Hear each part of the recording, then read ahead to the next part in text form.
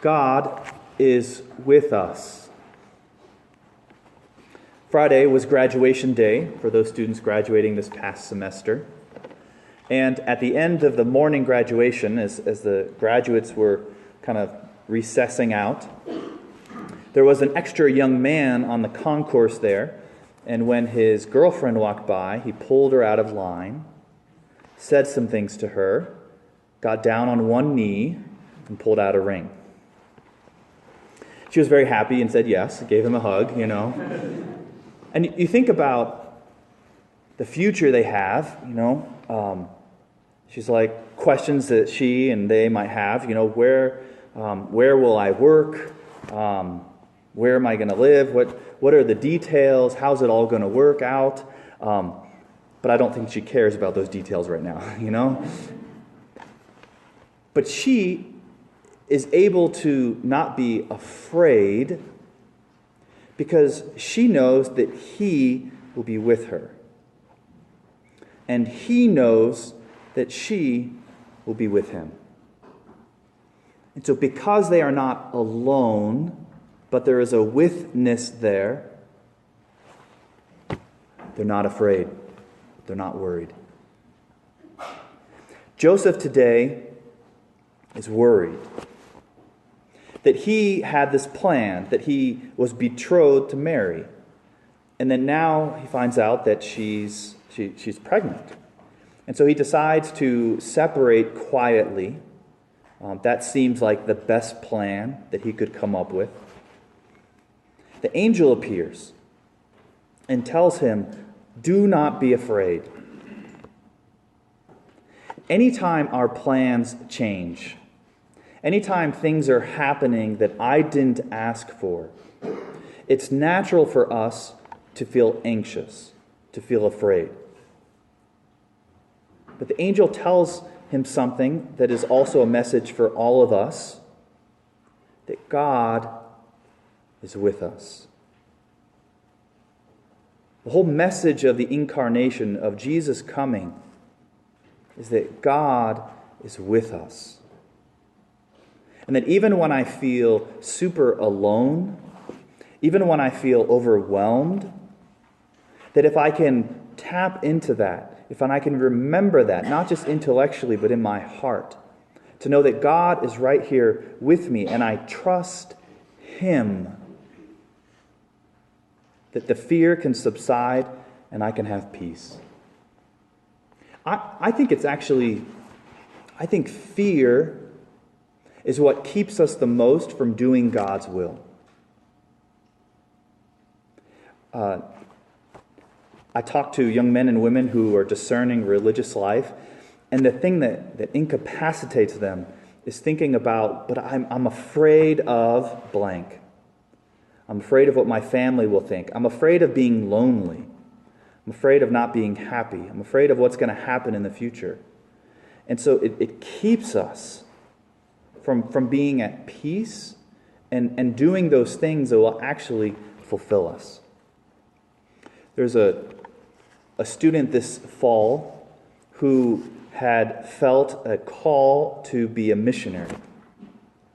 And praise God, she listened to it and she was accepted as a missionary. And in May, she will go to, I believe, Florida to do 2 years of training on how to be a missionary on a college campus. If that doesn't give you anxiety, I don't know what will, to be a missionary. But because, and there's all these questions, right? Like, where am I going to go? What campus will I go to? How will I fundraise? Will people be receptive to me? What team will I be with? What will my family think? What about my career? But because she knows that God is with her, she has peace. I think all of us desire that peace. To know deep in our heart that God is here. And it's easy when everything's going our way. But when things are not going my way, when I feel like my world is all turbulent, when my plans have changed, That's precisely the moment to be reminded that God's with me. God knows exactly where I am. He knows exactly what I need. And that by knowing that He is here, that whatever fear is holding me back or crippling me will just kind of fade away. I don't know if you've seen the most popular movie out right now. I have. Star Wars' newest installment, Rogue One. This is not a spoiler, but a teaser. So there's a character that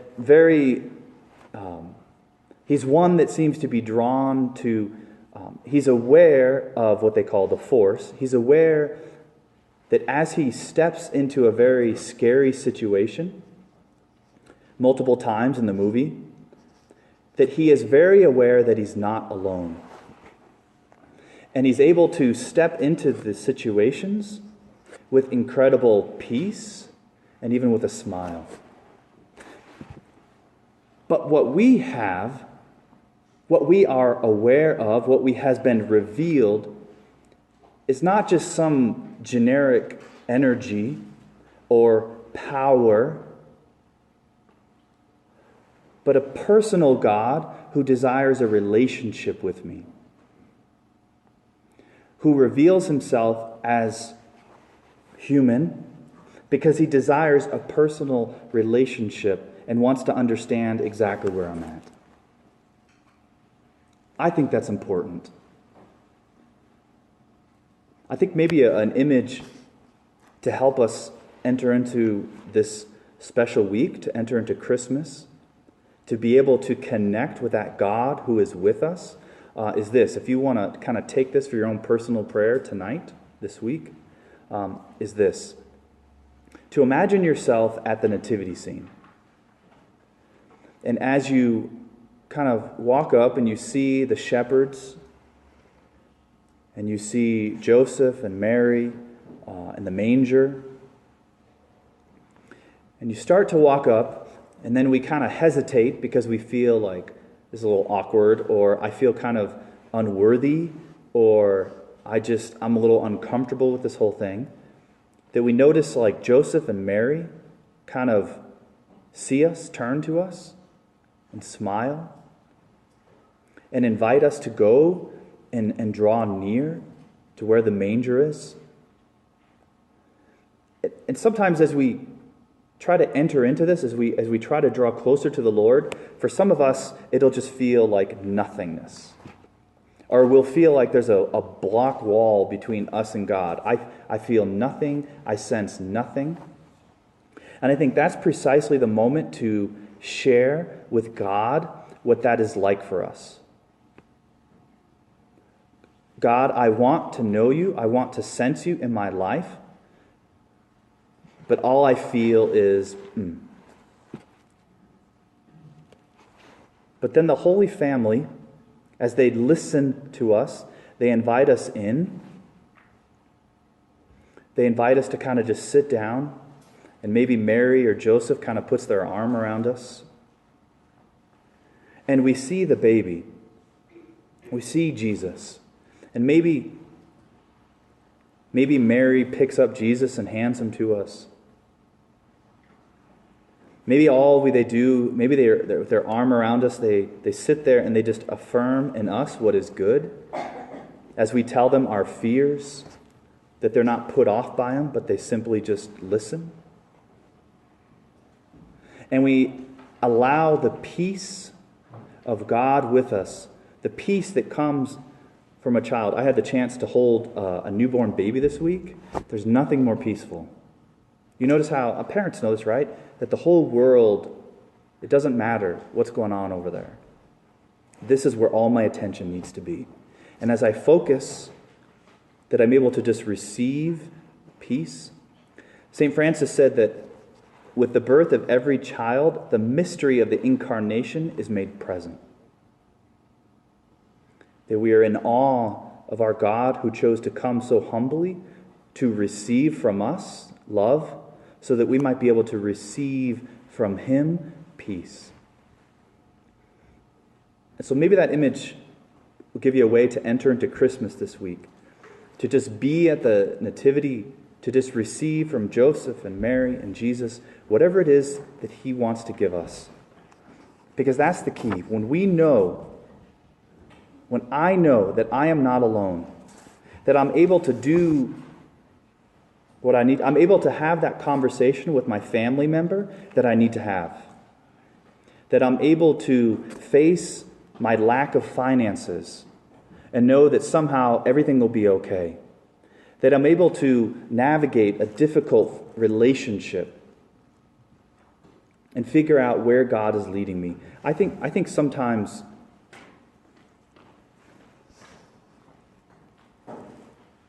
we can tell the path to where God is leading us. It's the path that I'm most afraid of. I'm most afraid of what's going to happen. Or it can be revealed when I ask myself the question, God, what is it I need to do but totally don't want to do? What is it I totally need to do but I'm afraid to do? Give me the grace to do that. And if we can live our life in that way, if I know that God is with me, that all that fear, that perfect love will cast out the fear and give me the grace to live in freedom and joy, living a meaningful life. And so today we celebrate that we're just days away from the full revelation of God in our lives. And that desire within us that leaps up, that wants to know God. God, I want to know your presence with me. I want to know that I'm not alone, so that my fear can be cast out, and I can have incredible peace to know that you are with me.